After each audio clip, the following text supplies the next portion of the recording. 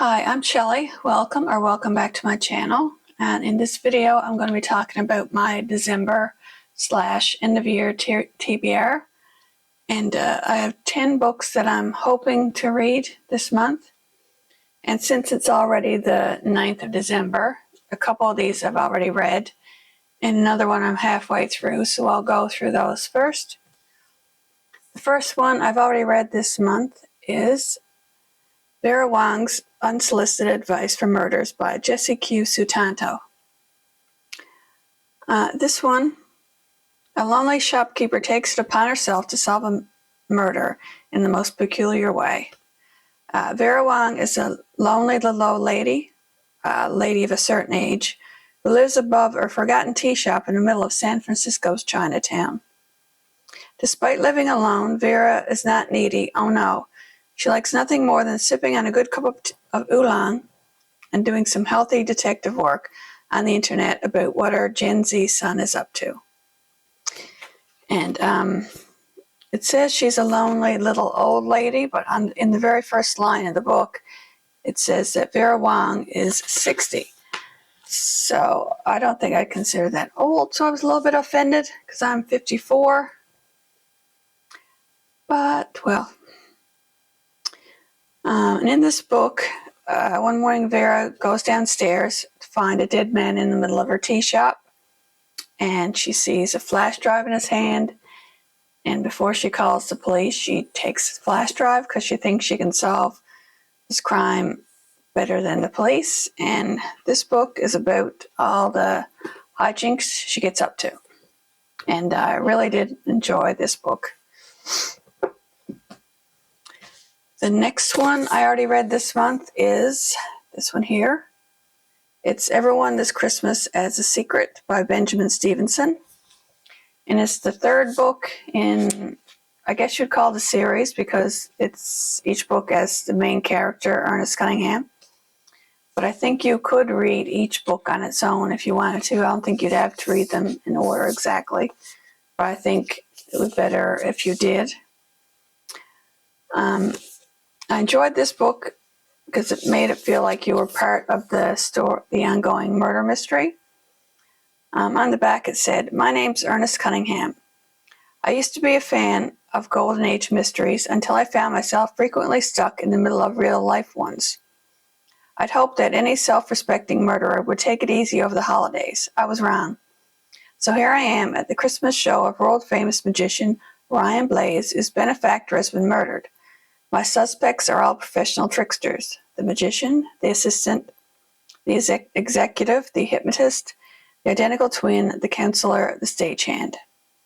If I can see through the illusions, I know I can solve it. After all, a good murder is just like a magic trick, isn't it?" And I really enjoyed this one as well.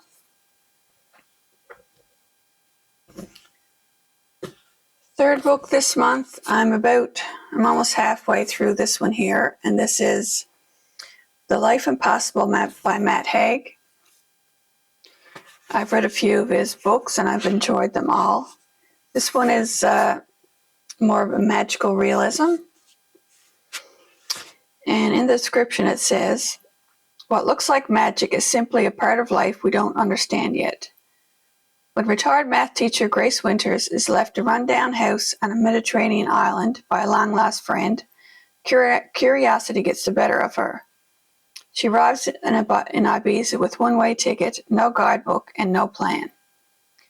Among the rugged hills and golden beaches of the island, Grace searches for answers about her friend's life and how it ended. What she uncovers is stranger than she could have dreamed. But to dive into this impossible truth, Grace must first come to terms with her past. Filled with wonder and wild adventure, this is a story of hope and the life-changing power of a new beginning." And I'm really enjoying this one so far as well. The next book I'm hoping to read this month is Skipping Christmas by John Grisham. And I'm not sure if you can see the cover or not, but this was made into a movie a few years ago, Christmas with the Cranks. And my husband and I watch this movie probably every year, every December. And I completely forgot that the movie was based on this book until I saw it in a thrift store. It was only 50 cents, so I thought I'd pick it up.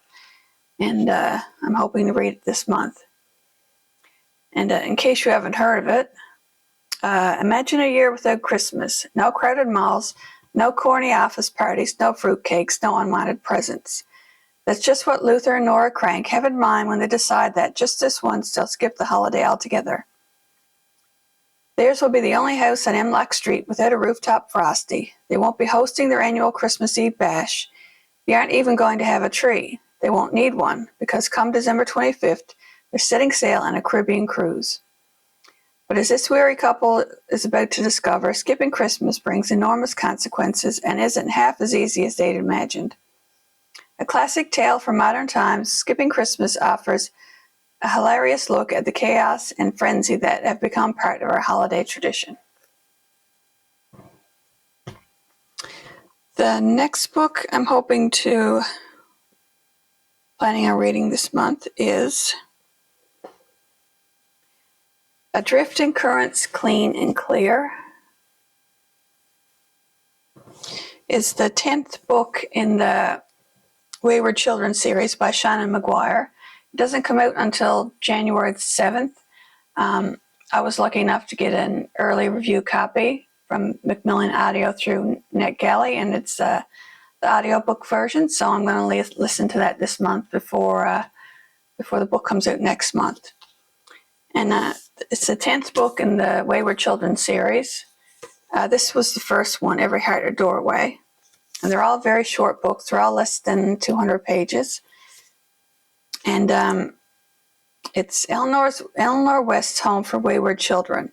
So Eleanor West has a boarding school for children who have all gone through these doors to these fantastical worlds and have come back, and they can't really cope with the ordinary world.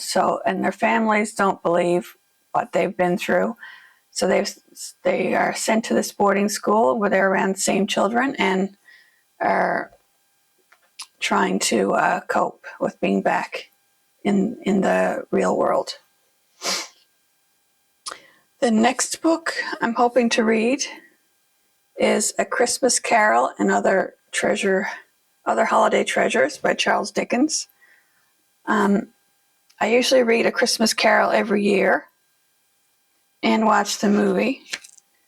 I have for years, so I'm going to read A Christmas Carol at least, and hopefully I can, throughout the month, read the other four, which is The Chimes, The Cricket on the Earth, The Battle of Life, and The Haunted Man and the Ghost Bargain. And I really love this edition of this book, and I have a couple other editions as well of Christmas Carol. There's that one. Let's see, 1, 2, 3, 4, 5, 6. So there's 4 more books.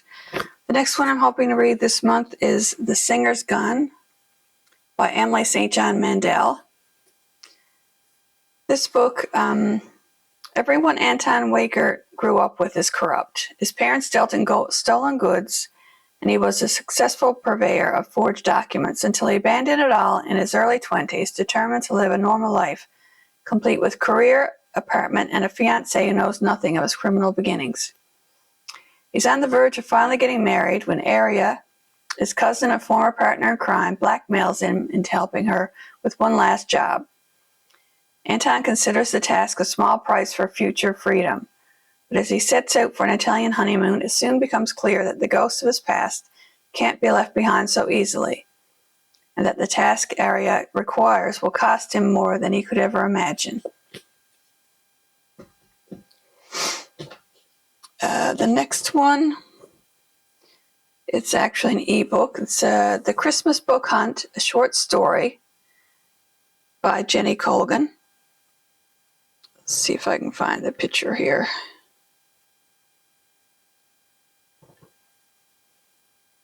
It's this one right here. It's only 120-something pages. And it's sort of a meet-cute romance. A woman's great aunt is seriously ill, and her one wish is to be reunited with a long-lost book from her childhood. So Murin decides to go looking for this book, and she bumps into Theo, who was also looking for the same book for reasons of his own. And it's the two join forces to track the book down before time runs out for Violet. Will Murin find her Christmas miracle and maybe even a kiss under the mistletoe? It sounds like a cute Christmas story, and I've enjoyed Jenny Colgan's books. I've read a lot of her books, so I'm looking forward to this one as well. The next book I'm hoping to read is this book is set in an island off Newfoundland. Murder on Painted Place by Emily Hepditch. And this one takes place on an island, secluded island, so it reminded me of And Then There Were None by Agatha Christie, which is one of my favorite books. This one says, upon the death of the legendary but reclusive portrait artist Arthur Cherrywood, 6 strangers receive an invitation to his remote island mansion known as Painted Place. There, his estate, including his priceless art collection, will be bequeathed to the guests, who for the first time in history will be allowed to explore the secretive home and studio where the painter created so many of his iconic works. But once the guests have arrived on Painted Place, a storm hits, stranding the group from shore. When morning finally breaks, someone is dead, and all signs point to murder. Together, the strangers find themselves trapped in a secluded mansion with a body, a missing will, and worst of all, a killer. So I am hoping to read this one this month as well. And the last one I'm hoping to read this month is The Rom-Commers by Katherine Center. I've never read any of her books before, but I've heard a lot about her books. It's romances, which I don't read a lot of, but they're what you would call closed-door romances, so there is no spice scenes in them. So I thought I'd give her books a read. And this one, Emma Wheeler desperately longs to be a screenwriter. She spent her life studying, obsessing over, and writing romantic comedies, good ones, that win contests, but she's also been the sole caregiver for a kind-hearted dad who needs full-time help. Now when she gets a chance to rewrite a script for famous screenwriter Charlie Yates, her personal writing god, it's a break too big to pass up. So this is a romance between her and, I guess, the screenwriter probably that she will be working with. So I'm looking forward to reading this one as well. Now that I think of it, I don't think I've told you what the Seanan McGuire book was about.